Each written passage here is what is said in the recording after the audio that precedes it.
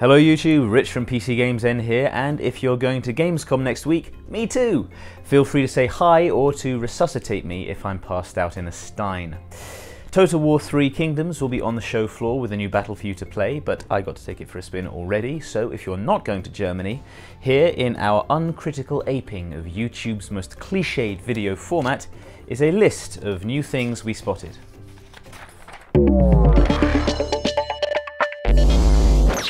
If you were wondering why the recent campaign flyover trailer casts China in the sexy golden hue of an eastern sunset, it's probably because suns can set now. You'll be able to see day turn to night during especially long turns, and if you engage an enemy army during the night, you'll get a nighttime battle map. No longer is that sort of thing handled by waiting for conditions to randomly change before starting a battle.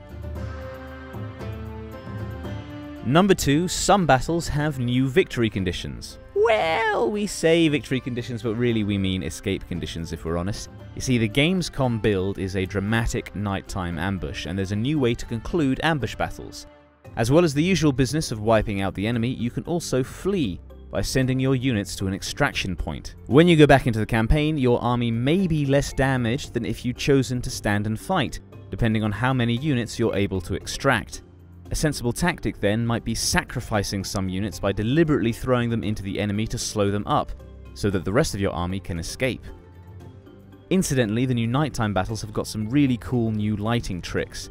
Whoever initiates the battle will send up a fleet of Chinese lanterns into the sky, while many of your own troops will carry lanterns on poles, so there are plenty of gorgeous new light sources flickering like fireflies. Then there are the fire arrows, which can actually set light to forests now. It really does look quite striking. Alongside the Gamescom build, we also got a first look at the campaign flyover that just dropped, and damn, doesn't it look pretty. Creative Assembly told us that they're aiming to make the most beautiful, atmospheric and authentic campaign map that they've ever made, promising varied terrain types and recognizable geographic features, such as the Yangtze and Yellow Rivers. If you were among those who were somewhat disappointed at the flat Attila-era map of Thrones of Britannia, you'll be glad to see that Three Kingdoms China looks a lot more like Warhammer, with mountains and forests that pop out of the landscape, some truly lovely lighting, particle and water effects, and lots of neat little details like civilians carting their goods across the map.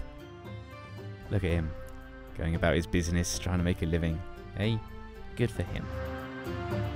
Modern China has hundreds of miles of coastline. So did 2nd century China, actually, if it comes to that. But Three Kingdoms is about a civil war within the nation. There's no reason to suppose we'll go anywhere beyond China's borders, and the zoom out of the campaign map seems to confirm this.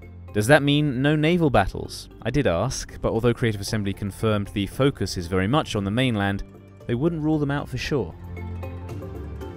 Right from the start, Creative Assembly have been keen to emphasize how character-led Three Kingdoms will be. This informs the new espionage system. You can once again spy on your rivals, but spies are not a discrete character class as under the old agent system. Instead, any of your characters can be tapped to spy on a rival as long as they meet certain criteria. Characters now have likes and dislikes, friendships and rivalries, and these can all affect their satisfaction with their place in the world, both in relation to your own faction and to your enemies. Enigmatically, CA say that when you have a character with the right personality and the right outlook, you can send them into an enemy faction as your spy. Benefits initially include getting line of sight on enemy cities and armies, but escalate to being able to perform various acts of sabotage and assassination as that character develops. Characters are a huge deal in battle, or at least they are if you're playing in romance mode. There are 5 character classes, each describing a different role on the battlefield. Commanders like Cao Cao, for instance, are supports.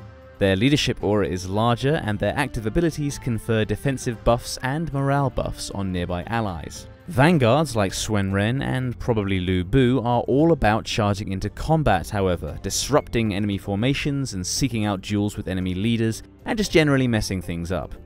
In the Gamescom battles, Suen Ren had 2 active abilities: Heartseeker, a special bow attack that does huge single target damage, and Flames of the Phoenix, an area of effect melee attack that'll kill a bunch of infantry and break up their formation.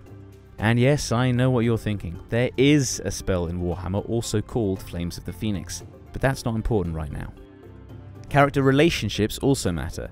They're developed during a campaign but will have an impact in battle.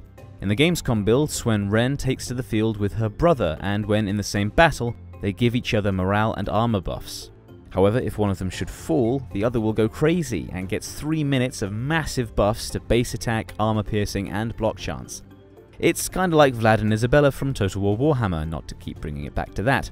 I also enjoyed the fact that characters speak during battle, taunting enemies and bantering with allies at regular intervals. It's clear that Creative Assembly really are exploring all routes to make their influence on events clear and their personalities shine. No doubt you'll have noticed characters dueling in recent trailers. This is in fact a mechanic that can turn the tide of battle. Vanguards are able to challenge enemy characters to a duel, and if the challenge is accepted, an exciting one-to-one fight kicks off with some sweet wushu animations. The duel can take quite a long time, and it's likely even the victor will take a fair bit of damage, but it is nonetheless a great way to pick off prominent enemy characters, and doing so will have a huge impact on the battle. Not only are you denying their army the benefit of their abilities, but I'm pretty sure army morale is even more sensitive to losing a general than it used to be. And there we are, 7 carefully planned and meticulously scripted things that we noticed in the Gamescom build of Total War 3 Kingdoms. Give us a like if you enjoyed or if you learned something new. Let us know if you're coming to Gamescom next week. And subscribe to PCGamesN for plenty more PC gaming videos. Thanks very much for watching, as always, and until we see you next time, take care.